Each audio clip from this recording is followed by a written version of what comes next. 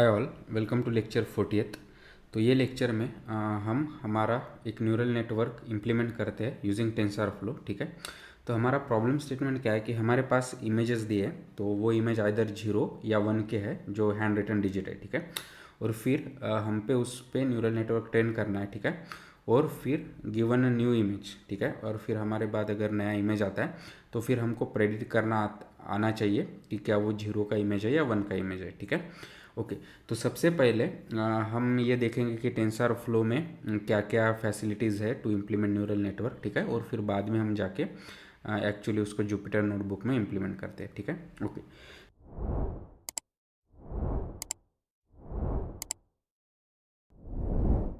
तो जो भी हमारी ये प्रॉब्लम स्टेटमेंट के लिए जो भी हमारा न्यूरल नेटवर्क आर्किटेक्चर रहने वाला है वो इस तरह से रहेगा।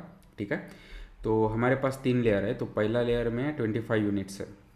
ठीक है। सेकंड लेयर में हमारे 15 यूनिट्स है। और फिर थर्ड लेयर में हमारे 1 यूनिट है। ठीक है। और इसको जो भी इनपुट आएगा वो जैसे हम बात करें कि इमेज का डेटा आएगा, तो इमेज को जनरली हम उसको मैट्रिक्स के फॉर्म में रिप्रेजेंट करते हैं। तो जो भी उसके पिक्सल्स है, राइट, तो उसको रो बाय कॉलम में कन्वर्ट करके वो एज ए हम इनपुट पास करते हैं। और हर एक पिक्सल का वैल्यू जनरली उसका ग्रे स्केल होता है जो बिटवीन 0 to 55 होता है। ठीक है। तो सेम चीज़ हम उसको इनपुट देंगे इमेज, यानी इमेज का मैट्रिक्स का रिप्रेजेंटेशन ऑफ नंबर्स। ठीक है। ओके।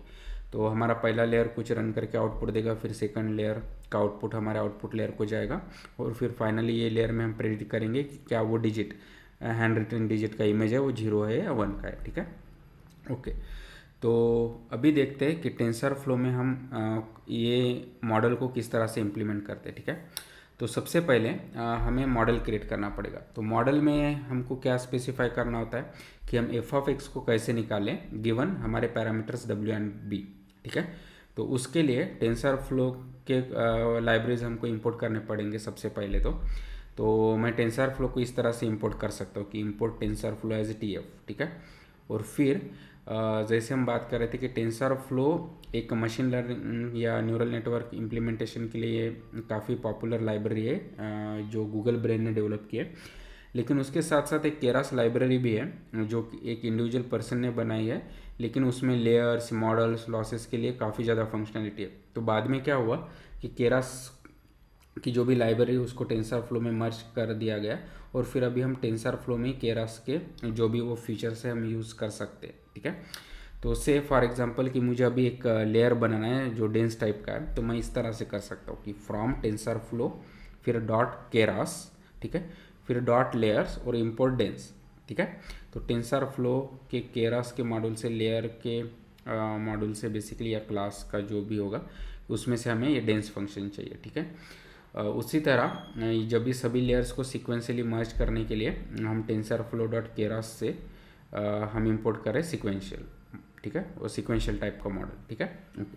तो गिवन दिस ये इंपोर्ट होने के बाद हम हमारा मॉडल किस तरह से क्रिएट कर सकते हैं कि वो इस तरह से रहेगा। तो यहाँ पे हम क्या रिप्रेजेंट कर रहे हैं, पहले तो हम लेयर क्रिएट कर रहे हैं। तो हमारा पहला लेयर क्या है, डेंस टाइप का लेयर जिसमें यूनिट्स है 25, और हर एक यूनिट का एक्टिवेशन फंक्शन हम सिग्मोइड चाहते हैं क्योंकि हमारा प्रॉब्लम क्लासिफिकेशन प्रॉब्लम है। ठीक है। तो इस तरह से मेरा लेयर 1 डिफाइन हो गया। सिमिलरली लेयर 2 जिसमें यूनिट्स 15 हो गए, बाकी एक्टिवेशन सेम है। सिमिलरली लेयर 3 जिसमें सिर्फ एक यूनिट है, एंड सो ऑन। ठीक है। तो यहाँ पे ये 3 लेयर इंडिविजुअली क्रिएट हो गए। फिर हम चाहते हैं कि वो 3 लेयर को वन आफ्टर अनदर मर्ज करे, राइट। बेसिकली उनका सिक्वेंशियल ऑर्डर होना चाहिए जैसे हमने ये डायग्राम में देखा है, राइट। लेयर 1 का सीक्वेंस, बाद में लेयर 2 एंड लेयर 3।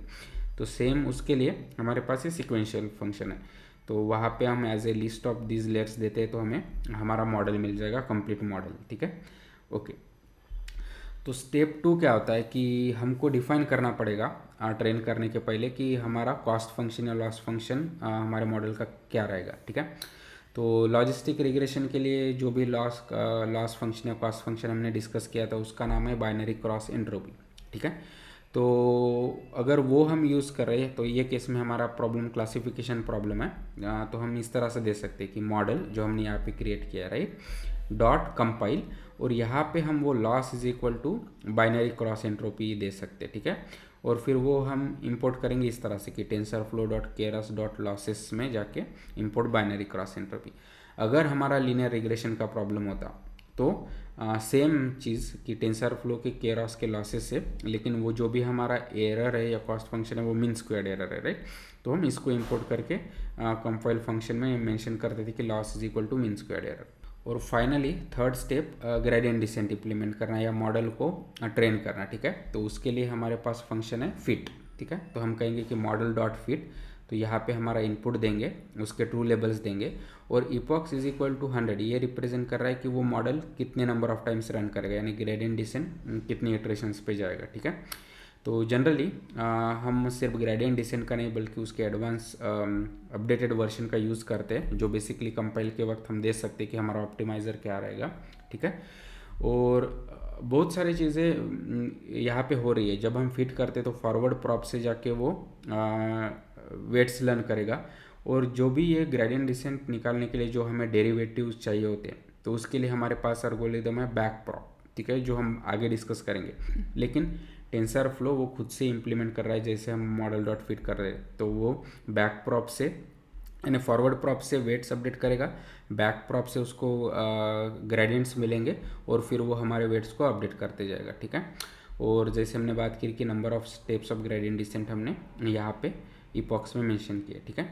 तो ये हो गया overview of tensor flow implementation कि कौन से स्टेप्स है और क्या क्या हमें इंपोर्ट करना चाहिए और हमारे पास कौन कौन से फंक्शन और ऑप्शंस है, ठीक है। अभी नेक्स्ट लेक्चर में हम उसको एक्चुअल जुपिटर नोटबुक में जाके इम्प्लीमेंट करते हैं सेम चीज़ को। Okay, thank you.